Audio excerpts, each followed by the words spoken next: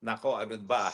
Paggaya ko ba kayo na biglang na-excite, tapos biglang, oops, nakita niyo ba yung post ni Lorraine Badoy?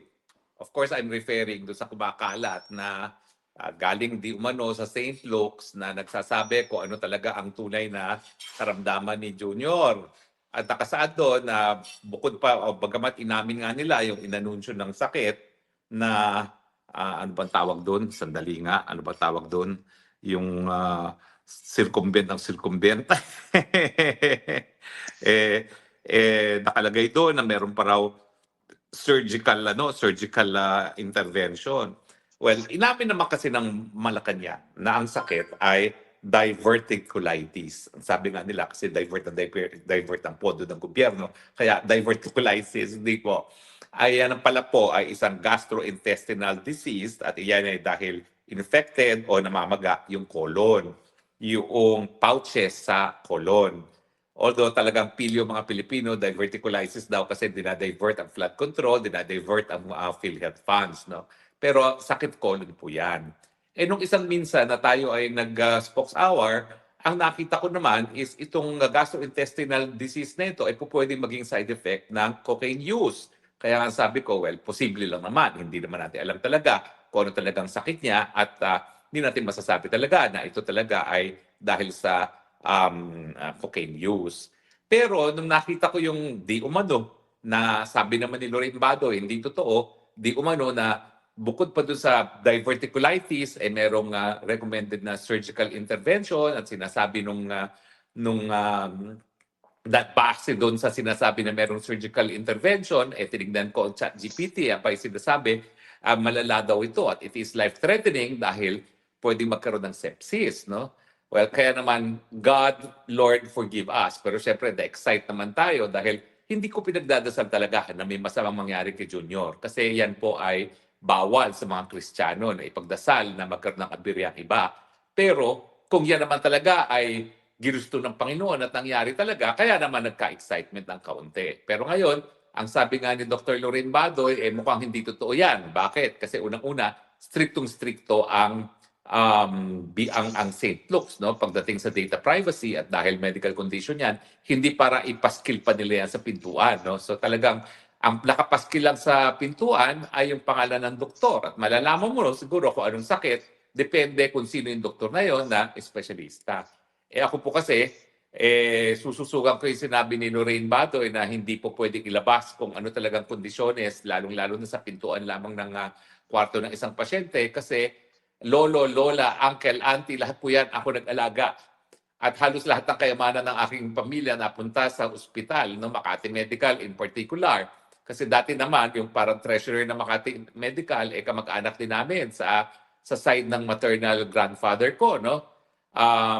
Kaya doon kami nagpupunta dahil malaki rin yung diskwento. Pero sa totoo lang, ako talaga yung professional bantay ng lolo, lola, uncle, auntie. Ilan ba yung inalagaan ko dyan sa Makati Medical? Lolo, lola, auntie, mommy, 4, 5, uncle, dalawang uncle, 6, isang auntie, 7 ang inalagaan ko dyan. So talagang alam ko yung sistema. Ang nakalagay lang sa pinto ay pangalan ng doktor. So malalaman mo lang kung ano yung specialization ng doktor at hindi para ilagay yan sa pintuan. Pero ganun pa man, dahil alam naman natin na itong sakit niya ay itong tinatawag na diverticulitis, hindi po yan dahil nagda-divert ng flood control, hindi po yan dahil nagda-divert ng PhilHealth funds, kung hindi nagda-diverticulitis, yan ay sakit sa colon, at least nagkaroon tayo ng pagkakataon para intindihin kung ano pala yung sakit na yon. So yung inaamin nilang sakit ay infected, inflamed pouches in the colon. No? Anong po pwedeng mangyari? So, po pwedeng mangyari na kapag inflame yan o namabaga, ay po pwedeng magkaroon ng perforation or butas. No? At kapag nangyari yan, ay po pwede talagang kumalat din yung infection. Dahil yung infection ay dahil nga daw sa namamaga, infection. So po pwedeng kumalat yan sa iba't ibang parte pa ng abdomen. So in that sense, well, at least dahil nga dito sa fake news na medical condition, at least nakapag-research tayo kung ano ba talaga yung diverticulitis. Nung una kasi, inignore ko yan. Basta sa akin, sapat na isang posibleng dahilan ng diverticulitis ay paggamit ng ng, ng cocaine. Pero ano ba nalalaman ko, alam mo naman ako, hanggang ChatGPT lang ako, no? At sinasabi nga nila, pagdating sa medical condition, huwag kayo magre-rely sa ChatGPT. Iba pa rin ang pagpupunta sa doktor nang mabigay kayo ng tamang gamot. No? Ako naman po, ang dami kong sakit. Diabetes, high blood pressure, spine. Ako po, hindi ako ever nagpupunta sa ChatGPT para sa medical advice. Talaga nagpupunta ako sa specialista at hindi lang ordinaryong doktor. So anyway, at least nalaman natin na dahil inamin naman nila na diverticulitis yan, anong po pwede mangyari? Po pwedeng kumalat yung infection. Po pwede magkaroon ng butas. At kapag karoon ng butas, yun nga yung kinakailangan na magkaroon ng pag-oopera. Kinakailangan tanggalin yung bulok na portion ng colon o di kaya ay talagang puputulin no, yung colon na infected. At kapag nagkaroon na ng infection yan sa loob, po pwedeng i-drain yung infection, no? So ano mga possible pwedeng mangyari, no? Well, pwedeng magkaroon ng complete colonic obstruction, yung talagang hindi na siya makaka-EBS. Pwede pala yun. Talagang hindi maka-EBS. At kapag hindi maka-EBS, syempre malapit nasa ano ka na niya, nasa waiting list na, no? Sa boarding area, no? Papunta kay San Pedro. Tapos, alam naman natin lahat na talagang iisa lang ang kidney niya dahil yung isang kidney niya binigay niya sa ama niya na namatay dahil sa lupus, no?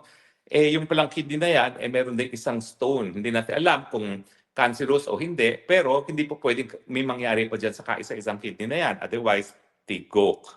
At saka syempre, meron din daw asthenclerosis, osteoporosis, higher surgical risk. Now, nung tinanong ko ito ba ay life-threatening, sabi naman nila, sabi ni ChatGPT, po pwede. Pero kapag merong timely medical intervention naman at merong paggamit ng antibiotic, hindi naman dyan po pwede maging deadly. So ngayon, humingi ako ng patawad sa Panginoon kasi nga, na-excite ako. Na-excite ako na baka dahil dun sa nakita ko nakapost na kondisyon niya at dun sa sinabi ng ChatGPT na kapag may kinakailangang surgical intervention, malala na talaga at po pwede maging deadly. Sorry po, na-excite lang ako kasi akala ko baka maging presidente na si BP Sara at matapos na ang kalbaryo ng Pilipinas. Kasi talaga naman po ako, ngayon nanggaling lang ako doon sa hearing ko sa asylum, no?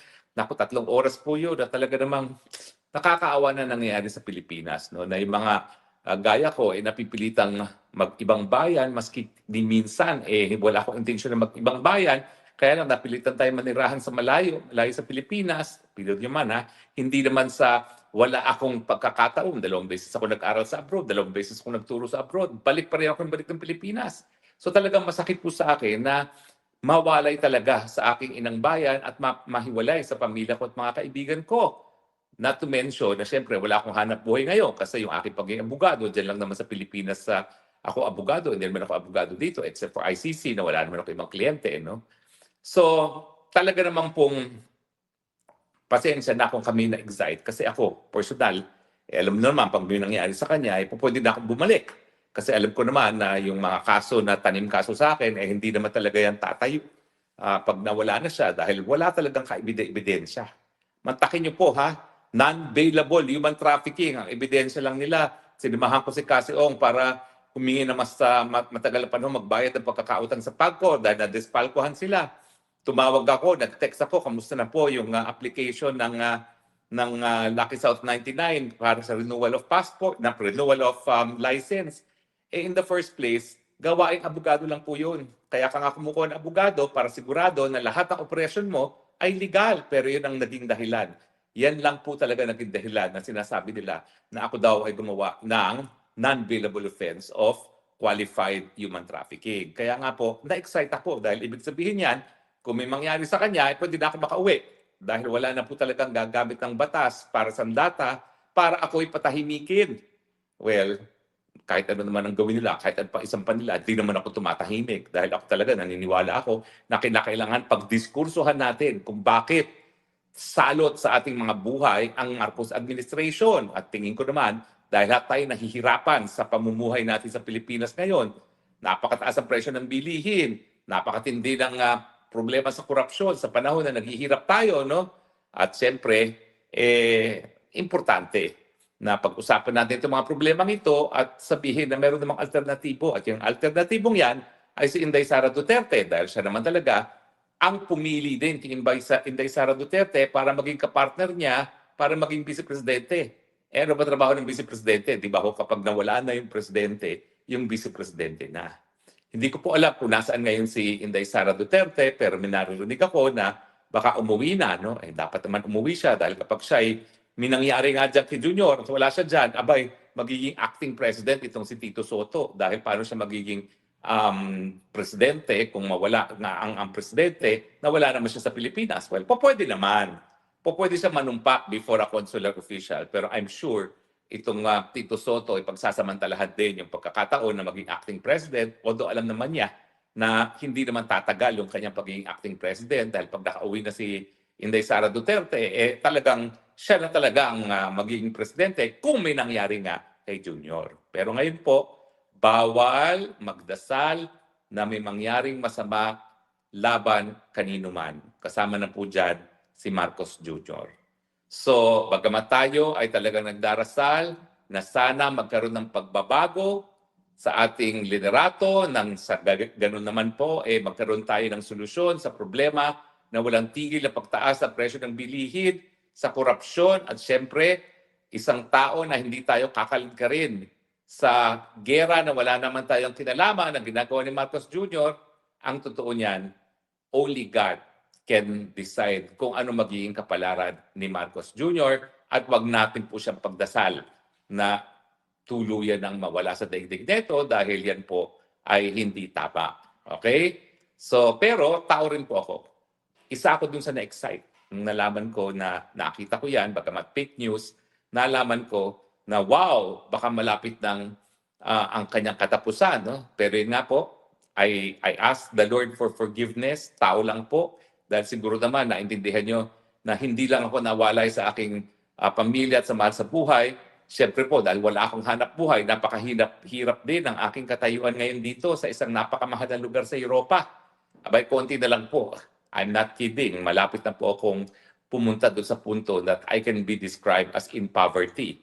Pero mabuti naman, talaga naman ako nagpapapayat din. So I guess I can afford to be in poverty somehow para lalo pa akong pumayat. No? Marami pa tayong kinakailangan ng mga kilos na mawala. Ang target po natin maging at least 70 kilos tayo. Ngayon po 86 kilos pa tayo. So malayo-layo pa yung aking goal. Pero ano po nagsimula tayo, 110 kilos ako.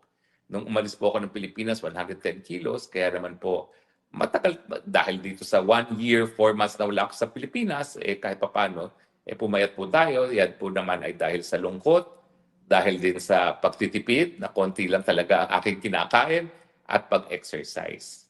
So Lord, forgive us for being excited. I know it is not a Christian thing to do, pero siguro naman, maintindihan ninyo, Panginoon, kung bakit na-exciting kami dahil hirap na po ang taong bayan Pilipino. At yan po ang dahilan kung bakit nang kumalat yan na may possibility nga na siya'y papunta na kung saan man siya pupunta at malapit na siyang husgahan sa mga ginawa niya sa mundong ito, maraming na-excite. Pero inaamin ko po, mali yan. And I'm sorry for having those negative thoughts na natuwa ako nung nalaman ko yan. I'm really sorry, Lord. I ask for your forgiveness. So kayo rin po, humingi na kayo ng patawad. Alam ko, ayaw niyo humingi ng patawad dahil talagang yan naman ang solusyon sa problema natin. Yan ang solusyon para matapos na ang ating kahirapan. Pero we are Christians. Sabi nga po nung sermon ng pastor last Sunday, no? Siyempre, anong dapat gawin habang tayo nag-aantay sa pagbalik ni Kristo, no? Sa kanyang paghuhusga. Well, kinakailangan, we must live holy lives. No? Kinakailangan, we should live a life patterned after the life of Christ. Sabi nga, pag sinampal ka sa isa, ibigay mo yung isa pa. So, mahirap pong maintindihan minsan yan, lalong-lalo na sa gaya ko na matindi na po ang paghihirap economically and emotionally dahil isang taon at apat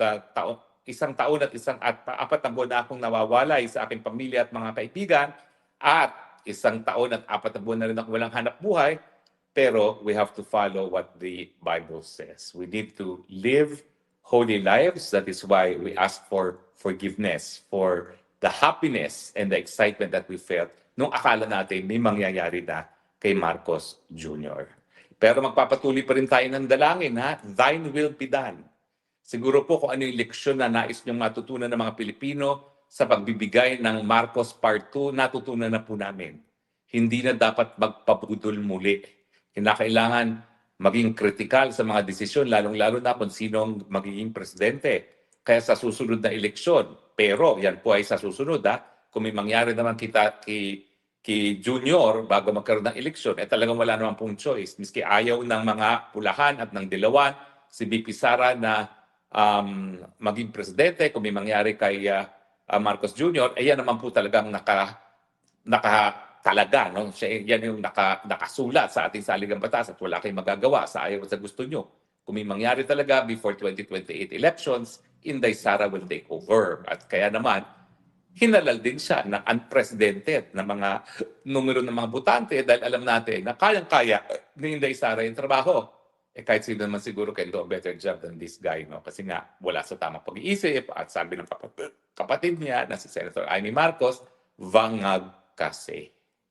Pero meanwhile, Lord, forgive us even as we pray, thine will be done. Dahil hirap na po ang sambayan ng Pilipino, hindi lang po si Harry Roque. Please, Lord, deliver us from evil. At alam po namin na ang taong gumagamit ng pinagbabawal na gamot, ang tao na kumikita sa korupsyon, that is the path of the wicked ones. Deliver us from evil. Deliver us from Marcos Jr. Yan na lang pong gawin nating panalangin, even as we ask forgiveness for the excitement that we felt nung akala nating matitigok na siya. Okay, maraming salamat po sa inyong patuloy na pagtangkilik. O nga pala po, ang aking panawagan kay BP Sara, sabi ng aking informante, talagang nagbilin itong si Marcos. Hindi gaya ng pagbibilin mo, BP Sara, na kapag pinatay ka, patayin din sila. Ang pinagbilin ni Marcos Jr. ay kung may mangyari sa kanya, siguraduhin hindi ka magiging presidente. So maski siya ay kunin na ng Panginoon, at yan naman ay hindi ginusto ng kahit sino at tayong Panginoon lang ang makakadecide, ang bilin niya, gawin ang lahat para huwag ka maging presidente, kasama na ang paggugurgur sa iyo. Kaya mag-ingat ka kung nasaan ka man na VP Sara, talagang nagkaroon ng utos ang Marcos Jr., wag na wag gawing presidente si Inday Sara Duterte. At tayo naman, pagdasal natin na the Lord will accord divine protection kay VP Sara because sabi nga niya, no? Evil will not prevail as against the good in our midst. Salamat po sa inyong patuloy na pagtangkilik at sana po you agree with me. Alam ko na, intindihan ko po talaga yung excitement. Pero mali po yan. We need to live holy lives. We need to follow the footsteps of Christ habang nag-aantay tayo ng pagbabalik ng ating Kristo.